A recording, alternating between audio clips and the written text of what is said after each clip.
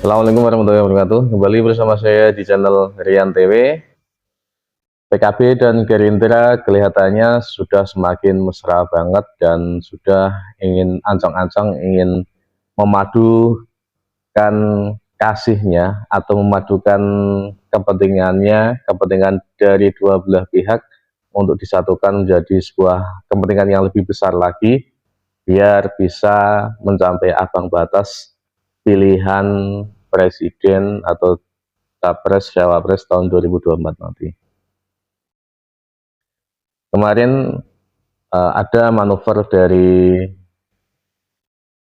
PKB, yaitu melalui Caimin, yang kemungkinan akan dicalonkan atau akan dicalonkan menjadi cawapresnya Prabowo ketika nanti Partai Gerindra dan Partai PKB akan berkoalisi.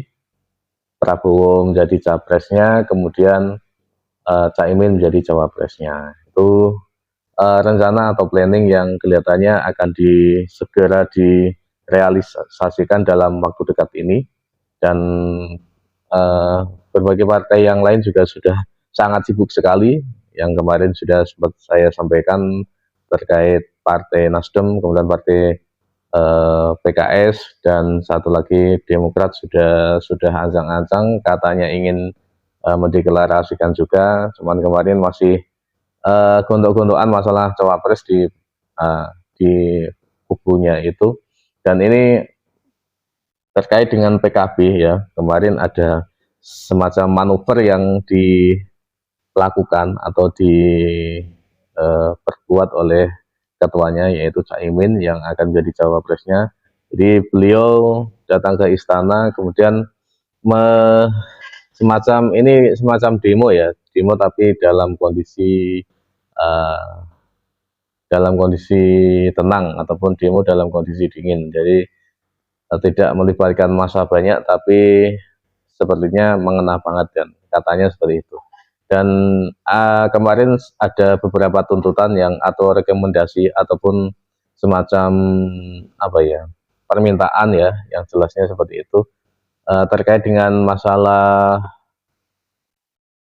bensin ya, terkait dengan masalah BBM, yang kemarin tuntutannya adalah agar memberikan semacam subsidi ya, dikhususkan kepada sepeda motor ya, jadi dikhususkan kepada sepeda motor dan bukan untuk mobil, dan juga dikhususkan kepada untuk angkutan, jadi sepeda motor dan angkutan umum. Itu kemarin disampaikan terkait dengan rekomendasi itu. Dan yang lain, rekomendasi yang lain terkait masalah pupuk yang katanya langka ini, itu harus ada gerakan yang signifikan dari pemerintah, bagaimana biar pupuk ini di daerah-daerah ini tidak langka. Jadi pengakuan Caimin itu di berbagai daerah ya, pengakuan kadernya itu sudah sangat langka sekali pupuk-pupuk. Kemudian tuntutan yang ketiga terkait masalah yang saya pahami terkait masalah permodalan ya, terkait masalah permodalan yang ditujukan khusus kepada kaum muda atau milenial. Jadi pinjaman, untuk mengeluarkan pinjaman tanpa agunan, seperti itu. Sebenarnya untuk semua ini ya ide bagus ataupun rekomendasi yang bagus, yang itu semuanya ditujukan ataupun mengarah kepada masyarakat yang diuntungkan, atau masyarakat ekonomi menengah ke bawah yang seharusnya mendapatkan subsidi.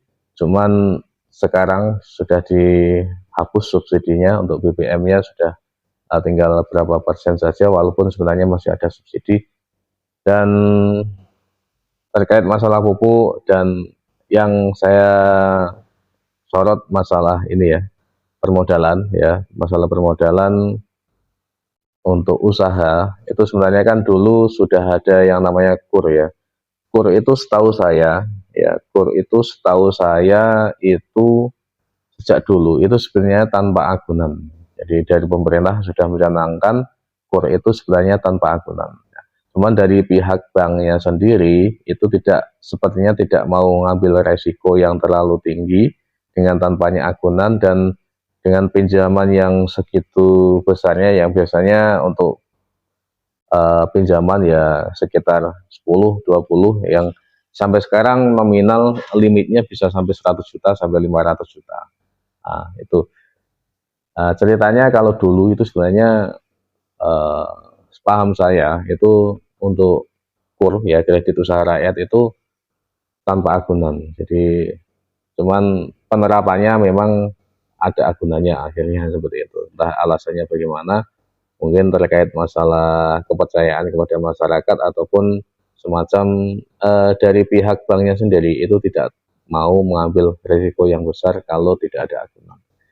Itu informasi. Tapi kalau ini nanti ya rekomendasi ini dilakukan, sebenarnya yang ya harus real ya, harus real di kalau tanpa agunan ya tanpa agunan seperti itu. Cuman masyarakat apakah sudah siap dengan segalanya, dengan apa yang ada kebijakan tersebut? Kalau tanpa agunan nanti bagaimana, itu seharusnya masyarakat sendiri juga harus siap ya, ketika pinjam ya benar-benar yang direncanakan usahanya. Jadi pinjam itu menurut saya bukan untuk sebuah modal usaha awal ya, cuman pinjam itu diperuntukkan lebih ke sebuah pengembangan. Jadi sebuah pengembangan, titiknya ketika seseorang itu harus pinjam untuk permodalan itu ketika dia mau eh, membeli ya orderan banyak, tapi untuk membeli bahan bakunya itu dia tidak punya. Ataupun kalau lingkup jual beli itu pesanan banyak, cuman untuk menyetok barang dia tidak punya.